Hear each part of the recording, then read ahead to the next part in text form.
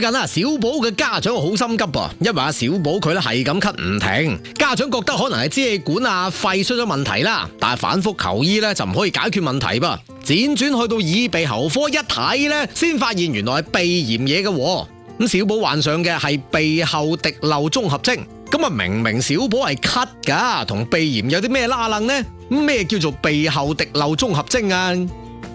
李雲英，廣東省中醫院耳鼻喉科主任醫師，廣東省名中醫，擅長中西醫結合治療鼻炎、扁桃體炎、腺樣體肥大等常見嘅耳鼻喉科疾病，尤其係對咽喉嗓音疾病、聲嘶、咽喉炎有較深入嘅研究。咁鼻後滴漏綜合徵咧，就係一個醫學嘅名詞，佢主要就指鼻竇炎或者係鼻炎嘅嗰啲分泌物喺個鼻腔倒流到喉嚨，引起刺激嘅喉嚨嘅黏膜，而引起嘅以咳嗽為主嘅嗰個症狀，咁就叫鼻後滴漏綜合徵。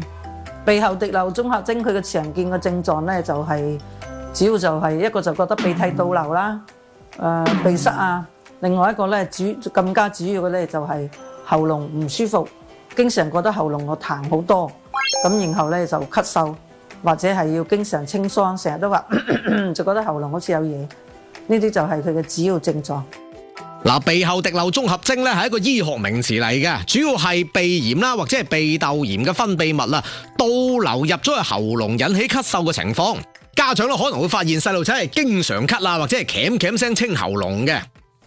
咁鼻後滴漏綜合徵應該講係喺小朋友咧非常多見嘅。我哋喺門診好多時候，小朋友啊，佢就係成日咳嗽都唔好，甚至睇到好耐兒科啊，或者睇呼吸科啊，咳嗽都唔好。其實原嚟最後就係因為佢痰多啊，或者係成日都咳，都即係經過內科、呼吸科嘅嗰啲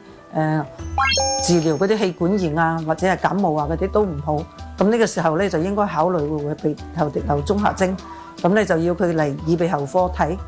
咁佢嘅治療咧，我哋就一個咧就病因治療，比如講佢係鼻炎嘅，過敏性鼻炎嘅，我哋就治療嗰個過敏性鼻炎；如果佢係鼻竇炎嘅，咁咧就治療鼻竇炎。對於一啲學齡期嘅小朋友，佢哋好難去描述自己嗰種唔舒服法嘅。家長發現細路仔咳啊、頻繁清喉嚨啊，就以為係普通感冒或者係支氣管炎，反反复复咁去治療，佢係唔見效噃。如果你發現細路仔啲咳成日都唔好咧，就可以去耳鼻喉科嗰度檢查確定細路仔係咪患上呢個鼻後滴漏綜合徵啦。咁咳嗽化痰咧，就從中醫角度咧，就睇佢係咩，佢啲痰同埋咳係寒咳或者熱咳。咁治療咧咁我哋就病因治療第一個，第二個咧就根據佢嘅症狀啦，比如講佢痰多，我哋就化痰；如果佢咳，我哋就止咳。另外一個咧就可以通過霧化噴喉或者噴鼻治療佢嗰個鼻炎、鼻竇炎同埋咽喉嘅嗰啲咳嗽嗰啲症狀。另外仲有一個就可以即係鼻嘅沖洗啊，用生理性海水或者鹽水，因為佢鼻炎、鼻竇炎啊嘛，啲鼻涕倒流啊嘛，我哋可以通過洗鼻嚟治療啊，減少佢呢個分泌物嘅倒流。如果小朋友確定係鼻後滴漏綜合徵咧，咁喺治療方面啊，醫生會根據翻細路仔嘅情況對症治療噶。其次，醫生會通過霧化咧嚟緩解細路仔咳嗽啊、鼻炎嘅症狀噶噃。一般嚟講，小朋友嘅霧化治療咧，都係主張喺醫院。點解咧？好多家長咧就成日都話：我屋企買咗個機啊，我想翻屋企噴霧化，唔使成日嚟醫院啊。其實為從安全着想咧，應該小朋友最好到醫院霧化，因為有時喺霧化過程中，小朋友有啲可能會出現過敏啊，或者其他氣道刺激嘅症狀，引起呼吸啊、氣管痙攣啊，所以都係唔安全嘅，最好到醫院嚟做治療。咁鼻後滴漏綜合徵嘅預防咧，主要就係病因治療啊嘛，因為佢主要就係鼻炎、鼻竇炎啊嘛。從預防調理方面，預防同埋治療佢嘅鼻炎同埋鼻竇炎。